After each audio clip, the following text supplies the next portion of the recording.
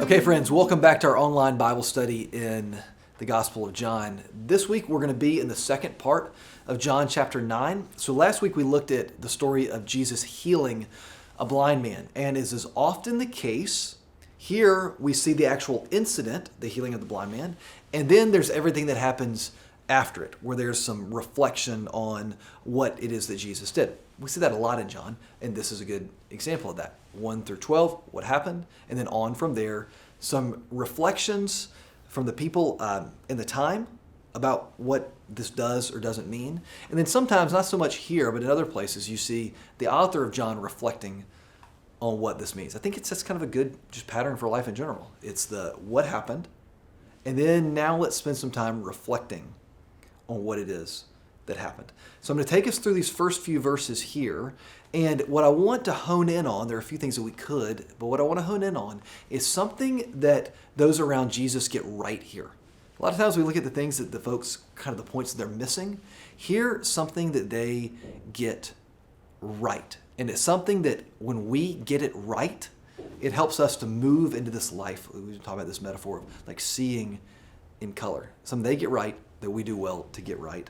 Also, after the healing, they brought to the Pharisees, religious leaders, the man who had been blind, no longer blind.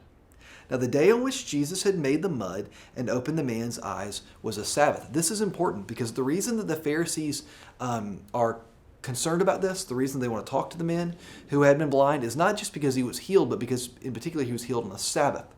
Things that we've seen in other Gospels, we've seen it here too, is that the religious leaders are often concerned with what Jesus is doing on Sabbath days, which are Saturdays, days of rest. So they want to talk to this guy because the healing took place on a Saturday. Therefore, the Pharisees also asked him how he had received his sight.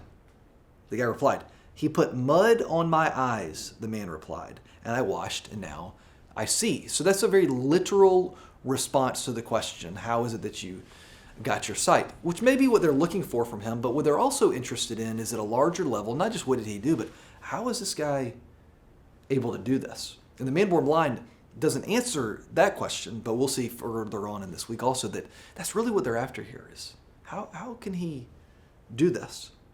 Some of the Pharisees said, "This man is not from God because he doesn't keep the Sabbath." So if he's the kind of person who heals on the Sabbath, breaks the religious rules that we have here, I'm going to come back to that in a second, then he can't also be healing. Now, one of the things we need to know, we've pointed this out in the past, is that when Jesus is breaking the Sabbath law, he's not actually breaking the law of Moses. You've got all the commandments in the Torah, the first 5 books of the Bible, about the Sabbath. Jesus doesn't break those. But then from those, you get a lot of traditions that arise about how you should and shouldn't keep those. And Jesus does break some of that tradition. So it's important to see that he's not actually breaking the law. He's not actually breaking the commandments of Torah, the commandments of God. But he is living into those commandments in a different way than the most of the people practiced at the time. Some of the other traditions that have risen up around it. So they said, look, if he's stepping outside of this, he can't also be from God. But others said, how could a sinner perform these signs? Like, look at what he did. Like, how could he do that if he is what you're saying that he is? And they were divided. So even the religious leaders are divided. Then they turned again to the blind man. "What have you to say about him? It was your eyes that he opened." And the man replied, "He's a prophet."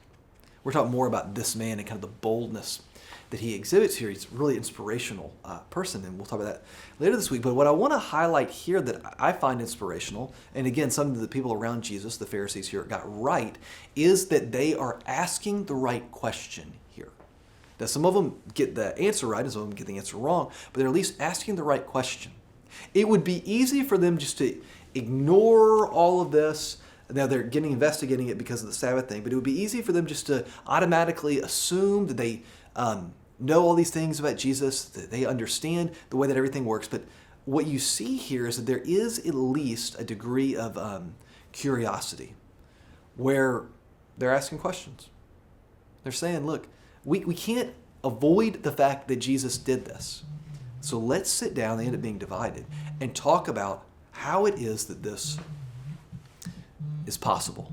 Like, I don't know for you, but I am sure that there are some questions that you have. Some questions that you have about why things are the way they are, about how God could work in the midst of this. You have some kinds of questions that are floating around in your mind that maybe are even coming out of your mouth in certain conversations.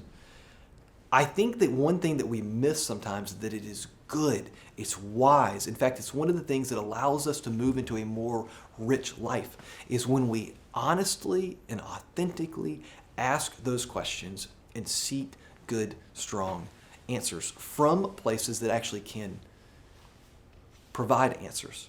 So I think one of the things that we can take away from here is that the questions are good. And let me just ask you, what are the questions that you have about who Jesus is? What are the questions that you have about who God is and what God is doing? And do you know that it's actually good? Part of the way of walking in the way of Jesus is to seek the truth in those places where you don't yet know the answers. So, what are those questions today? What are the questions that you have? And how are you seeking answers? We're going to keep going on this.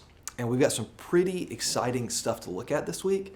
And just a little teaser, we've got some pretty exciting, kind of unique, different Bible studies coming up here in the next couple of weeks that I get to be a part of. So I'll see you later this week. God bless you, friends. Keep with the reading, and we'll see you soon.